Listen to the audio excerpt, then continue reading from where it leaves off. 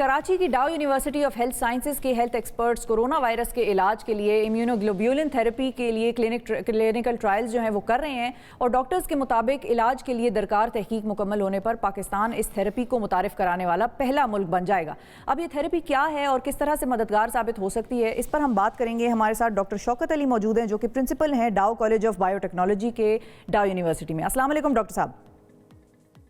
वालेकुम अस्सलाम। बहुत शुक्रिया सर, आपने वक्त निकाला प्रोग्राम के लिए। इतनी इंपॉर्टेंट थेरेपी पे आप लोग काम कर रहे हैं तो आपका वक्त बहुत कीमती है। ये बताइए, ये जो थेरेपी आपने मुतारिफ करवाई है ये क्या है और किस तरह से, इसके बारे में ज़रा पहले कुछ बताइए।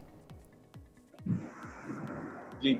बहुत बहुत शुक्रिया कि आपने दावत दी इससे बहुत अहम मौजू पर बात करने के लिए। ये जो तरीका इलाज जो हमने सजेस्ट किया है डाउ यूनिवर्सिटी ऑफ हेल्थ साइंसेज में, ये असल में बेस करता है इस फैक्ट कि जब भी कोई मरीज किसी इंफेक्शियस डिजीज का शिकार होता है तो ज्यादातर केसेस में वो उस पर्सन के अंदर जो उससे उस बीमारी से लड़ रहा होता है तो उसके जिस्म के अंदर जो है वो एंटीबॉडीज फॉर्म होती हैं जो उसको हेल्प करती हैं कि वो उस बीमारी से लड़ सके। ऐसी सूरत में जब वो उस बीमारी से लड़ रहा होता है तो ऐसी सूरत में जो है उसकी जो बॉडी में एंटीबॉडी फॉर्म होती हैं वो एंटीबॉडीज हमने उनके प्लाज्मा से प्यूरिफाई किए और उनसे प्लाज्मा से प्यूरिफाई करने के बाद हमने जो है उन एंटीबॉडीज को एक दवा की शक्ल दी है जिसका नाम IVIG है। अच्छा,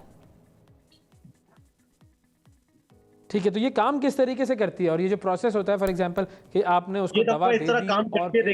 वो आहिस्ता आहिस्ता जैसे ये वैक्सीन काम करती है उस तरह काम करती है? जी, कोरोना वायरस से जो पेशेंट सफर कर रहा होता है ऐसे पेशेंट के अंदर जो एंटीबॉडीज प्रोड्यूस होती हैं उन एंटीबॉडीज को जब हम प्यूरिफाई कर लेते हैं और उसको एक ड्रग की फॉर्म में लेके आते हैं और ऐसे पेशेंट को जो शदीद बीमारी का शिकार होता है कोरोना वायरस से तो उन पेशेंट को जब इन्फ्यूज करते हैं तो ये एंटीबॉडीज उस शख्स की बॉडी में जाके उसको हेल्प करती हैं इन्फेक्शन में फाइट करने के लिए। तो ऐसे मरीज जो कि जिनकी बॉडी में एंटीबॉडी नहीं बन रही होती, जब उनकी बॉडी में एक्सटर्नली हम इन एंटीबॉडीज को इन्फ्यूज करते हैं तो फिर वो कोरोना वायरस को न्यूट्रलाइज करने का काम करती हैं और उस शख्स को हेल्प करती हैं कि वो उस बीमारी को फाइट कर सके। ये एंटीबॉडीज उस शख्स में से ली हुई होती है जो ऑलरेडी जो है वो रिकवर हो चुका है। बिल्कुल ठीक है। और ये जो आपकी जो इस वक्त ये तहकीक है या जो दवा के बनाने का जो प्रोसेस है ये किस स्टेज पर आ गया है और क्या इसके कोई ट्रायल्स भी किए हैं आप लोगों ने? जी हाँ, हमने जो है वो लास्ट अप्रैल में अनाउंस किया था कि हम जो है ये दवा बनाने जा रहे हैं और हमने अल्हम्दुलिल्लाह जो है वो लास्ट जून के अंदर 2020 के अंदर एक क्लिनिकल ट्रायल शुरू किया, फेज 1-2 क्लिनिकल ट्रायल, जिसमें न सिर्फ हम इसकी सेफ्टी असेस कर रहे थे बल्कि साथ साथ इसकी एफिकेसी को भी असेस कर रहे थे। और उस ट्रायल के अंदर हमने 2 तरह के पेशेंट लिए थे, एक तो सिवियर कोविड-19 के पेशेंट थे और एक क्रिटिकल कोविड-19 के पेशेंट थे। सिवियर वो पेशेंट होता है जो घर में ऑक्सीजन मेंटेन नहीं कर पा रहा होता, सैचुरेशन मेंटेन नहीं कर पा रहा होता और हॉस्पिटल में दाखिल होता है और किसी भी वक्त आईसीयू का मरीज बन सकता है। और क्रिटिकल वो पेशेंट होता है जो आईसीयू का मरीज बन चुका होता है। तो हमारे जो क्लिनिकल ट्रायल हुए उसमें हमने 60 साल की उम्र के लोगों को लिया एवरेज, और सिवियर जो केसेस थे उनमें जो रिकवरी की परसेंटेज रही वो 100% थी, जबकि जो क्रिटिकल केसेस थे उनमें जो रिकवरी की परसेंटेज रही वो अराउंड 56.5 थी। और इसका मतलब ये है कि जो हमारी दवा है वो सिवियर केसेस में 100% रिकवरी पेशेंट को प्रोवाइड कर रही है और क्रिटिकल पेशेंट जो आईसीयू में चला जाता है उसमें 56.5% रिकवरी दे रही है। इसी तरह हमने इसको कंपेयर किया उन लोगों को जिनको ये दवा नहीं दी गई और जिन लोगों को ये दवा नहीं दी गई उन लोगों में जो रिकवरी की परसेंटेज थी वो कई दर्जा कम थी इन लोगों से जिनको ये दवा दी गई थी, यानी IVIG दी गई थी। और उसी बेसिस पे हमने जो है अपना डाटा जो है वो ड्रग रेगुलेटरी अथॉरिटी को सबमिट किया है, इंटरनेशनल जर्नल्स में पब्लिश करने की कोशिश कर रहे हैं, इस वक्त सबमिटेड है हमारा डाटा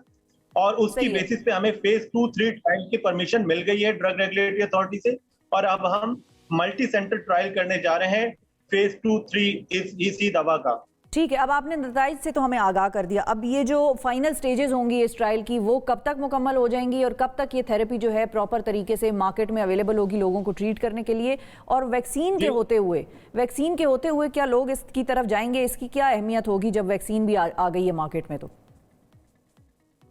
जी, बड़ा इंपॉर्टेंट क्वेश्चन है आपका। तो देखिए, फेज 2-3 ट्रायल जो है वो जब तक कंप्लीट नहीं हो जाते, जब तक कोई दवा कमर्शलाइज नहीं हो सकती, तो ये हम आखिरी स्टेज पे इस वक्त हैं जिसमें हम फेज 2-3 ट्रायल कर रहे होंगे और नेशन वाइड कर रहे होंगे इंशाल्लाह, मल्टी सेंटर ट्रायल कर रहे होंगे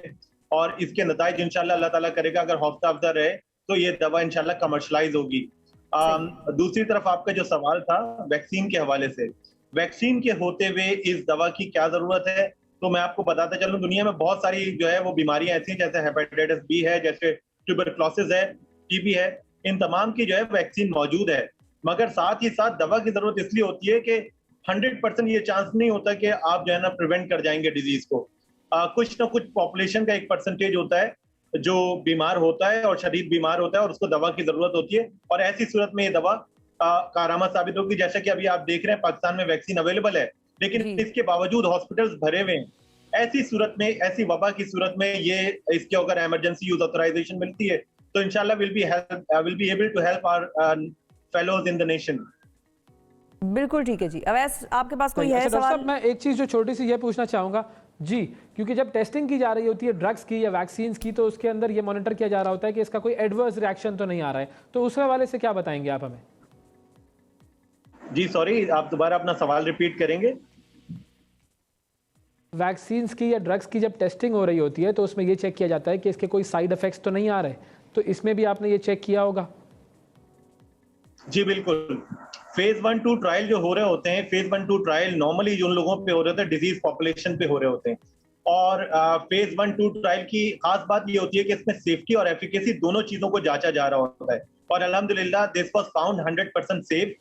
इन फेज 1-2 ट्रायल, और उसी बुनियाद पे, उसी डाटा की बुनियाद पे जो है हमें ड्रग रेगुलेटरी अथॉरिटी ने फेज 2-3 ट्रायल की परमिशन दी है, क्योंकि जब तक फेज 1-2 ट्रायल कोई दवा क्लियर ना कर ले फेज 2-3 ट्रायल में नहीं जाती, तो इसकी एफिकेसी और सेफ्टी और फाइनली सिर्फ मुझे ये चीज पूछनी थी कि इसको हम एक प्योरली पाकिस्तानी रिसर्च या प्योरली पाकिस्तानी इनिशिएटिव कह सकते हैं?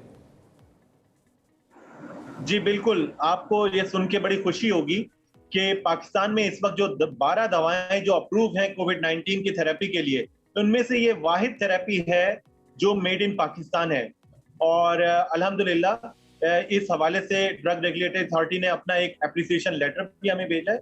जिसमें उन्होंने शुक्रिया अदा किया है हमारी इन काविशों का, और अप्रिशिएट किया कि पाकिस्तान की तारीख में पहली बार है कि पाकिस्तान में कोई बायोलॉजिकल ड्रग बन रही है, और ना सिर्फ बन रही है बल्कि उसका क्लिनिकल ट्रायल हुआ है, और साथ साथ वो क्लिनिकल ट्रायल का डाटा सबमिट हुआ है, not only nationally but also internationally. बिल्कुल ठीक है जी, बहुत शुक्रिया अदा करेंगे और मुबारकबाद भी देंगे हमारे रिसर्चर्स को जिन्होंने भी इस पर काम किया आपके साथ, डॉक्टर शौकत अली।